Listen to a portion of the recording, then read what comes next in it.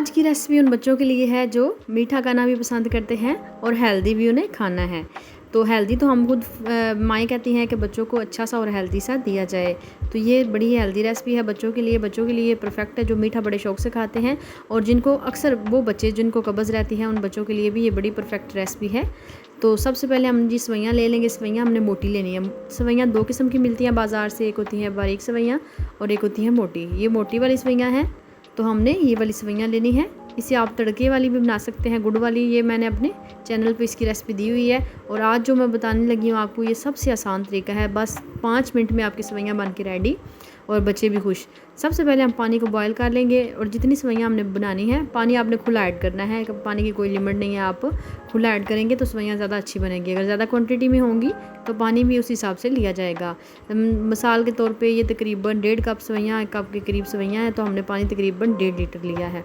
तो इसके अंदर हमने सवैयाँ ऐड कर देनी है। अब आपने कुछ भी नहीं करना, सिर्फ सवैयों को बॉयल कर लेना है। जैसे ही हमारी सवैयाँ गल जाएंगी तो अगला प्रोसेस मैं आपको साथ बताऊंगी। ये उन बच्चों के लिए है जिन बच्चों को कब्ज़ हो जाती है। आप अक्सर देखते होंगे या आपके घर में बच्चे हैं तो आपने नोट किया होगा कि बच्चे जो हैं वो फ़ैट के बगैर मिल्क इस्तेमाल कर रहे हैं तो उसके ऊपर फ़ैट नहीं है और वो दूध जो है वो बच्चों पे असर नहीं करता। उसमें फ़ैट ना होने के बराबर होने की वजह से बच्चे अगर दूध पीते भी हैं तो भी उन्हें कब्ज़ रहती है। तो आपने ये सवैयाँ ज़्यादा घी लगा के, आपके पास देसी घी है या मक्खन है वो ज़्यादा लगा के आपने देना है। बच्चे खाएंगे तो इंशाल्लाह बच्चे बिल्कुल ठीक हो जाएंगे। 1 से 2 दिन में आप खुद देख लेंगे कि आपके बच्चे बिल्कुल ठीक हो चुके हैं। तो ये देखिए अभी ये थोड़ी सी सख्त है। अभी हम बिल्कुल इस तरीके से आपने गलाना है जिस तरीके से आप बॉयल चावल बनाते हैं। तो आपके चावल जो हैं वो 95% जब कुक हो जाते हैं तो बाकी आप 5% दम पे रखते हैं, लेकिन इसमें आपको दम देने की ज़रूरत नहीं है। आपने इसे 99% कुक कर लेना है। तो ये देखिए मुकम्मल तौर पे गल चुकी थी। तो अब हम इसे एक बर्तन में निकाल लेंगे। किसी छाननी में हमने ऐड करनी है ताकि पानी जो है वो नीचे चला जाए और फ़ौरन से ऊपर सवैयाँ उठा लेंगे। और ये देखें ये सवैयों की फ़ाइनल सी लुक है।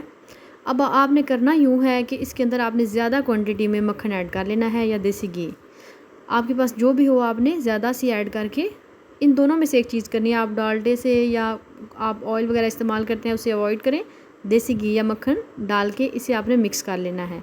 अब जैसे हमने सवैयाँ टोकरी से निकाल ली हैं उसके बाद हमें किसी भी चूल्हे पे चढ़ाने की ज़रूरत नहीं है। आपने इसी तरीके से एक बर्तन में इन्हें डालना है। तो कांटे की मदद से आपने इन्हें मिक्स कर लेना है और जितना अच्छा इसमें घी होगा, जितना क्वांटिटी में ज़्यादा होगा उतना आपके बच्चे एंजॉय भी करेंगे और उनकी सेहत के लिए भी सबसे फ़ायदेमंद ये रेसिपी है। हम तो बच्चों को फ्राइज़ काफ़ी ज़्यादा चीज़ें देते हैं।